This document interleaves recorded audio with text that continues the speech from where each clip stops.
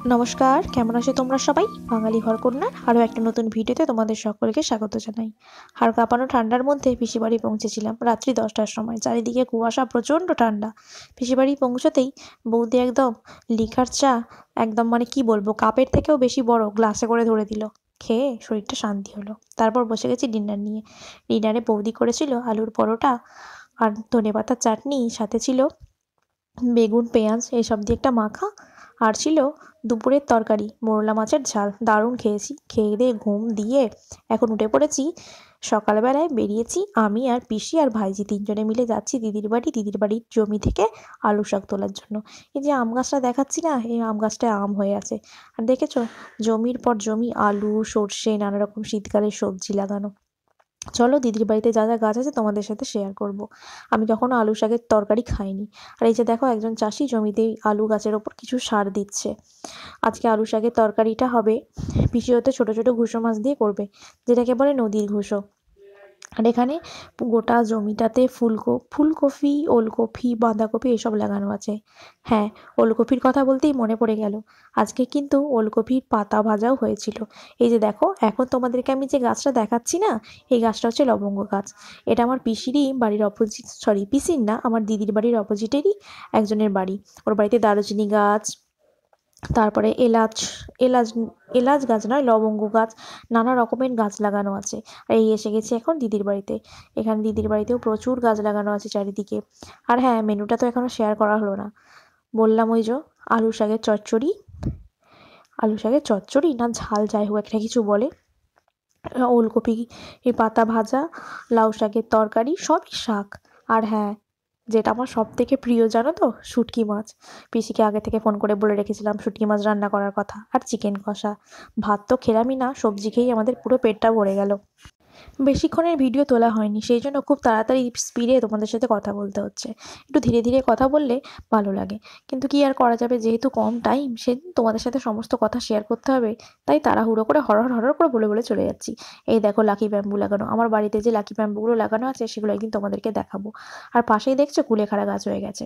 আমার দিদির বাড়ির জমিতে প্রচুর গাছপালা লাগানো আছে। এখন চলো দিদির ওই বাগানটার মধ্যে ঢুকি। সামনের দিকটায় বাড়ি আর পেছন দিকটা জমি। এই দেখো, দিদির বাড়ির পেছনটাতেই সবেদা গাছ লাগানো আছে। সবেদা খেতে আমার প্রচণ্ড ভালো লাগে।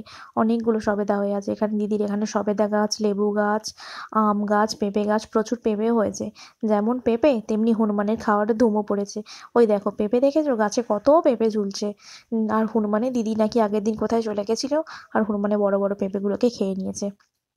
দেখলাম যে একটা ছোট কাঁঠাল গাছ, তার মধ্যে কত কাঁঠাল ধরেছে শুধু দেখো। একদম মাটিতে যেন কাঁঠাল ঠেকে গেছে। জানি না কাঁঠালগুলো হবে কিনা। সাথে একটা আমলকি গাছও ছিল। হ্যাঁ, দিদির বাড়ির অপোজিটে যেই বাড়িটা দেখালাম, ওনাদের বাড়িতেও আমলকি গাছ লাগানো আছে একটা। ওনার গাছটা অনেকটাই বড়, কিন্তু দিদির গাছটা খুবই ছোট। এই দেখো লেবু গাছটা, এখন যেহেতু শীতকাল সেরকম কোনো লেবু হয়নি। আর এই দেখছো পেঁপেগুলো, কি বড় বড় পেঁপে হয়েছে।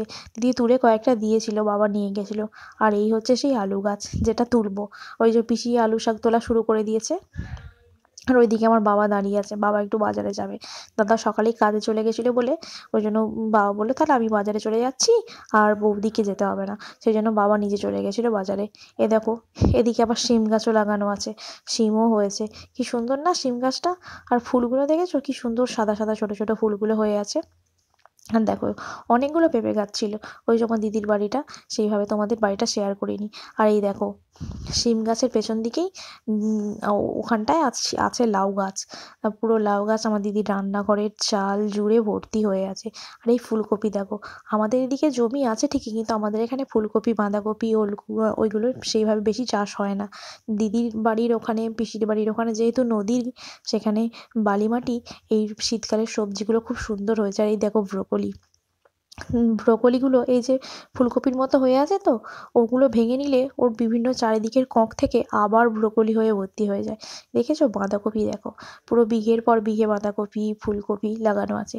এই যে এটা আমার দিদির বাড়ির, দিদির যে জমিটা, তার পাশে একজনদের জমিতে এগুলো হয়েছে। আমি সেখান থেকেই তোমাদেরকে তুলে দেখাচ্ছি।